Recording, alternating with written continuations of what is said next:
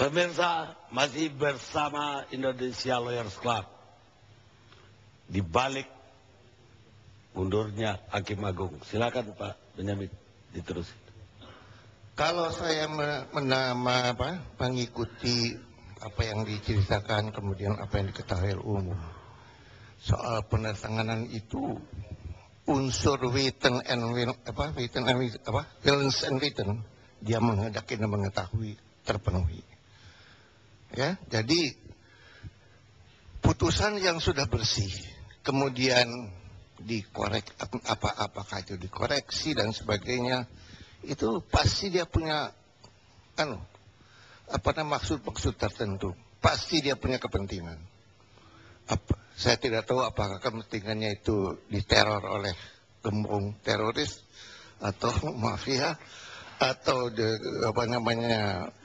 dapat keuntungan. Ya, 1 jam yang lalu saya di sini mendapatkan informasi bisikan bahwasanya perkara itu ada unsur uang, ada unsur jumlahnya miliaran yang harus kita buktikan. Kemudian juga Pak, yang saya tahu teror di Republik ini Pak, ya, yang terbesar itu teror uang. Ya, nanti akan saya sampaikan. Intervensi yang terbesar di Republik ini juga uang. Nanti saya sampaikan. Bahkan nih, seorang hakim itu kalau putusannya, pengalaman kami ya, kalau putusannya itu menimbulkan reaksi yang keras tidak setuju dari masyarakat, dia tidak akan bisa tidur dalam sekian lama. Tidak bisa tidur. Itu kami alami. Kemudian, kalau dia mengambil putusan tidak sesuai dengan hati nuraninya, itu yang paling berat. Tidak sesuai dengan hati nuraninya karena disuap dan sebagainya, banyak hal ya. Itu nantinya dalam praktek pengalaman timbul 3S. Kalau tidak sesuai dengan hati nurani. Apa? Sakit, stres, dan stroke. Bagaimana kalau udah imun? Ya? Kalau orangnya udah imun? Dua imun? Iya. Nggak ada lagi tuh stres. Udah biasa. Malunya sudah dia tidak punya barangkali itu ya. Tapi itu kekecualian. Tapi dalam praktek saya bisa sebutkan 1-2 nama. Saya lihat banyak ada pengacara yang juga sering tampil di sini. Saya tahu dia itu menyuap kemana-mana. Betul. Tenang. Tidak bisa mengatakan tidak pernah. Ini hakim. Ya, hakim kan sama-sama manusia. Hakim, ya. Kalau dia udah imun seperti itu juga, ya sama juga. Betul. Kemungkinan juga, memang seorang hakim itu harus punya keberanian. Keberanian untuk memutus apakah hukumannya berat, apakah bebas, gugatan ditolak, gugatan diterima. Harus punya keberanian, dia punya keberanian demo dan sebagainya. Keberanian itu harus dilandasi dengan satu hal. Apa yang saya katakan tadi, apa yang dikatakan Pak Karni tadi. Keberanian tabu terhadap suap. Kita lihat di mana Pak Yamani itu oleh Pak Karni dikategorikan. Silakan. Terus terang saya, ini baru terjadi dan terus terang saya sedih kami melihatnya. Ya, karena ya kepercayaan kepada Mahkamah Agung itu sudah, saya nggak tahu apa yang harus saya katakan. Tidak ada kebanggaan lagi bagi hakim. Saya mau lihatkan ke Pak Benyamin. Apa reputasi Yamani selama ini? Silakan diputar.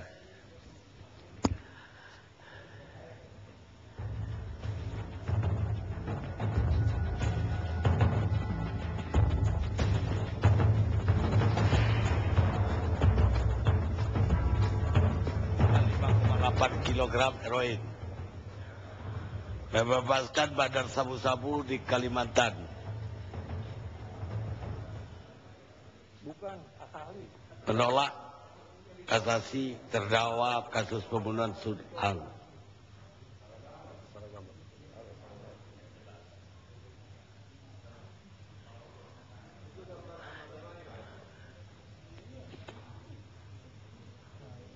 Bapak lihat tadi,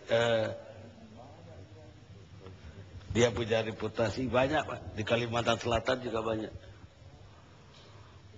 Memang dia banyak memutus, tapi kita tidak tahu putusan mana yang ada hal-hal yang miring-miring. Saya minta Saudara Agus, apa aja yang terjadi, Gus? Beliau ini banyak datanya.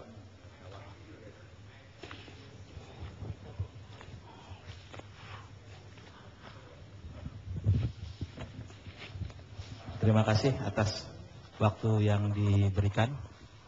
Pada kesempatan ini, saya ingin menyampaikan dulu, menyambung pertanyaan tadi dari Pak Joko Sarwoko mengenai bagaimana orang seperti Ahmad Yamani bisa menjadi Hakim Agung. Perlu diketahui bahwa seleksi calon Hakim Agung Ahmad Yamani dilakukan pada tahun 2009 dan terpilih di DPR pada 18 Februari 2010. Sepanjang seleksi di Komisi Yudisial, tidak ada catatan negatif terhadap beliau, kecuali beberapa menit sebelum wawancara, ada selembar surat pengaduan mengenai yang bersangkutan ketika menjabat KPN di PN Sidoarjo. Saksi hidupnya masih ada, Bapak Sukoto Suparto, mantan komisioner Komisi Yudisial, nanti bisa cerita soal itu. Saya akan cerita berikutnya mengenai reputasi putusan selain yang disebutkan di layar tadi. Jadi ada salah satu hal yang menarik untuk melihat persinggungan kepentingan bahwa membicarakan Ahmad Yamani tidak bisa dilepaskan juga dari pembicaraan tentang ketua majelisnya, yaitu Imron Anwari.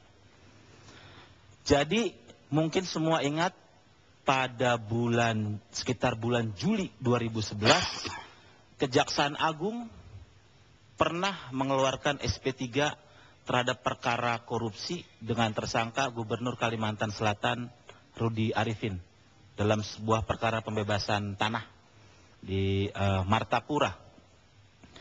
SP3 itu diterbitkan, salah satunya disebutkan atas dasar putusan PK terhadap 3 terdakwa, yaitu Direktur Golden Martapura, Kepala BPN Banjar, dan satu lagi Kepala Bagian Perlengkapan di Sekda Banjar.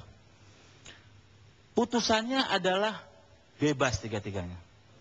Yang menarik, susunan majelis hakimnya adalah tim H, Harimau. Dengan panitera yang sama dengan yang memutus perkara Hengki Gunawan, PK Hengki Gunawan. Juga sama dengan yang memutus Ileri.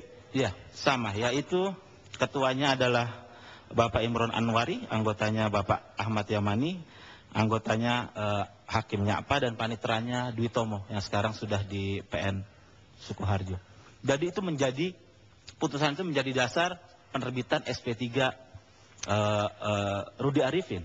Yang mana kita tahu bahwa Ahmad Yamani adalah calon Hakim Agung yang berasal dari jalur karir. Jabatan terakhirnya adalah WKPT di Banjarmasin. Pertanyaan selanjutnya adalah bagaimana dugaan persinggungan kepentingan sehingga yang bersangkutan bisa lolos di DPR. Yang menarik adalah salah satu putra dari Rudy Arifin adalah anggota Komisi 3 DPR yang pada 2010 memilih ikut dalam Komisi 3 DPR yang akhirnya memutuskan Yamani terpilih dengan 39 suara itu. Jadi itu saya tidak menduga apa-apa, itu hanya faktanya saja. Putusan lain yang perlu dicermati juga adalah putusan kasus Dimyati Natakusuma, anggota DPR fraksi P3.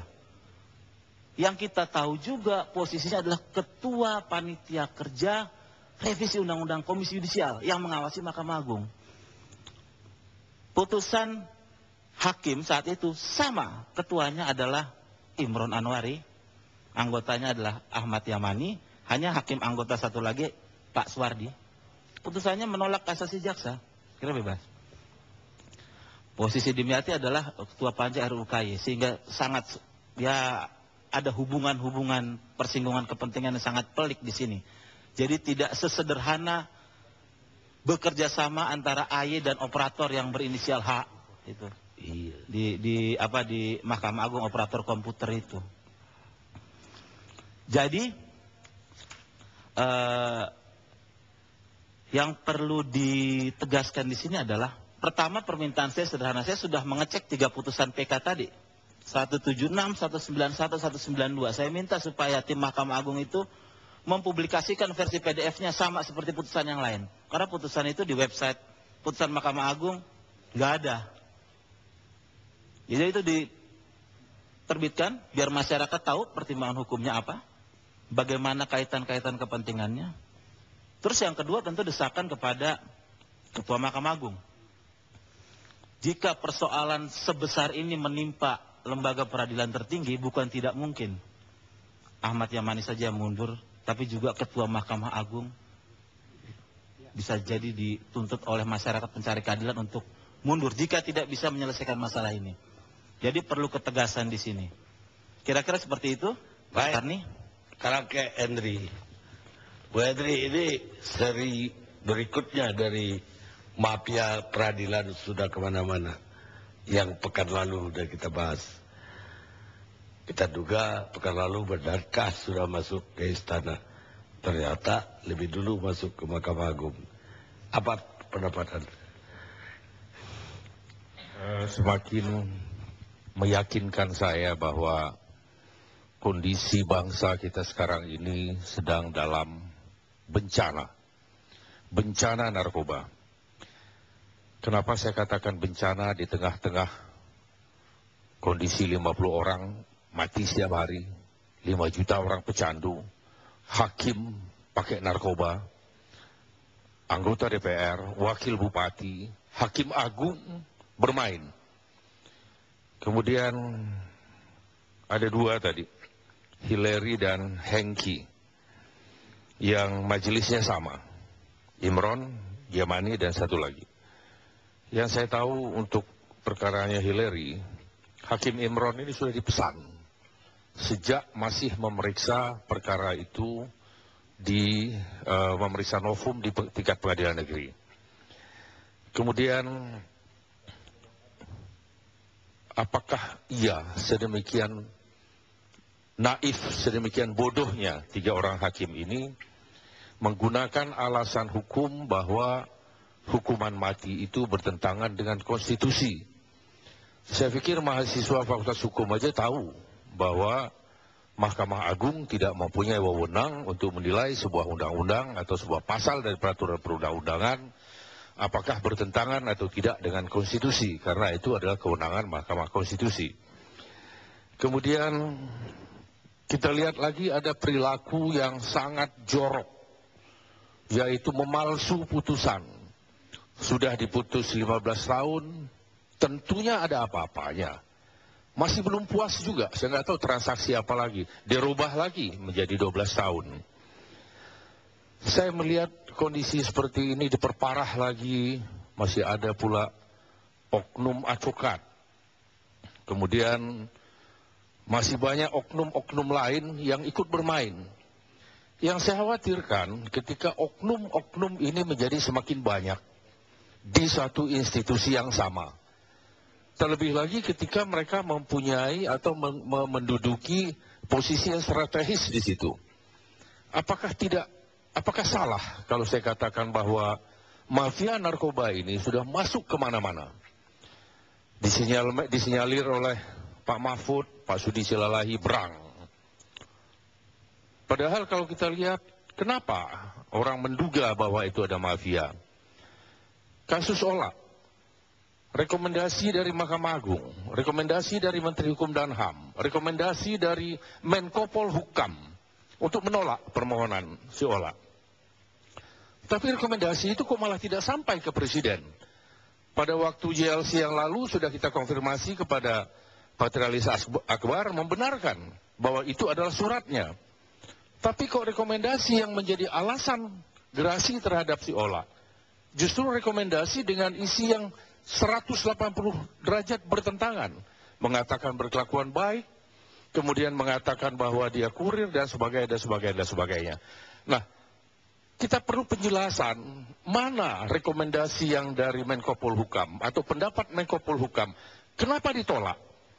Mana rekomendasi yang diajukan oleh Patrialis Akbar selaku Menteri Hukum dan HAM, kok muncul ada rekomendasi lain seperti yang dikatakan oleh Saudara Farhad. Siapa yang menghilangkan rekomendasi itu? Siapa yang menandatangani rekomendasi mengatakan bahwa dia berkelakuan baik? Ini yang perlu dijelaskan kepada publik. Kalau tidak demikian, saya khawatir masyarakat ini semakin hari akan terjadi public distrust terhadap pemerintah ini. Yang saya khawatir nanti masyarakat menjadi main hakim sendiri.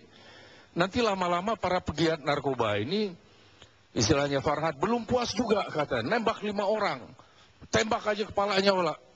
Nanti akan terjadi seperti itu, menjadi peradilan jalanan nanti. Ya, apakah ini yang kita inginkan? Lebih dari itu, saya khawatirkan kita tinggal selangkah lagi jadi Meksiko, Ya, jadi Kolombia, dan mereka bertempur di jalan. sudah sering saya lansir itu. Saya katakan bahwa sangat tidak mustahil Indonesia ini dalam waktu yang tidak terlalu lama lagi akan menjadi seperti Kolombia. Mereka dipersenjatai, mereka memiliki senjata dan akan terjadi pertempuran antara TNI, antara Polri dengan mereka atau antara masyarakat dengan kelompok masyarakat. Apakah ini yang kita inginkan?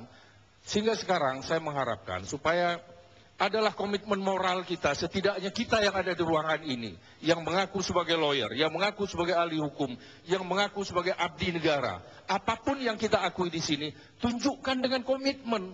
Jangan hanya cuap-cuap mulut, tapi di belakang ini kita melakukan kecurangan-kecurangan yang mengkhianati perjuangan bangsa ini sekarang. Itu aja yang saya sampaikan. Ya, saya kira juga semua profesi itu, bahkan wartawan pun sudah terlibat dalam mafia itu. Itulah yang saya katakan, perlu adanya komitmen moral. Kita membuat satu kesepakatan, paling tidak sepakat pada diri sendiri. Kalaupun kita tidak membantu, janganlah mencemooh teman-teman kita yang berjuang. Janganlah menjadi pengkhianat. Kalau menjadi pengkhianatlah kau di belakang, tak usahlah menghalang-halangi kami atau teman-teman kita yang lain ini. Pak Benyamin, udah dengar apa aja reputasi? Apa enggak aneh kalau orang seperti itu bisa duduk di Mahkamah Agung? Saya katakan memang rekrutmen dari hakim itu dari mulai bawah sampai ke atas juga harus dibenahi. Betul. Apa yang dikatakan tadi bahwasanya melalui fit and proper betul.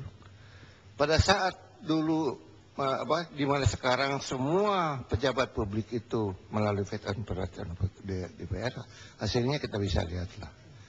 Pada saat dulu di mana belum ada fit and proper test, kita bisa menghasilkan Adi Handoyo, kita bisa menghasilkan. Jadi lebih bagus yang kita hasilkan tanpa fit and proper test, Dan yang tanpa lewat DPR, tanpa lewat KY zaman dulu. bukan gitu. Tadi kita lihat bahwasanya beliau sebagai WKPT loh ya.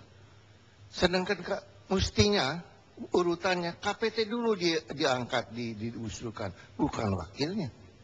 Ini yang banyak terjadi sehingga menimbulkan ketidakkepuasan dan ketidakpastian dari para hakim. Terus terang saja. Buat apa kita bikin putusan yang bagus-bagus? Kalau toh waktunya ke Mahkamah Agung, banyak kita disalib. Apalagi yang bisa kita harapkan Apalagi coba? ke depan? Kita istirahat sejenak.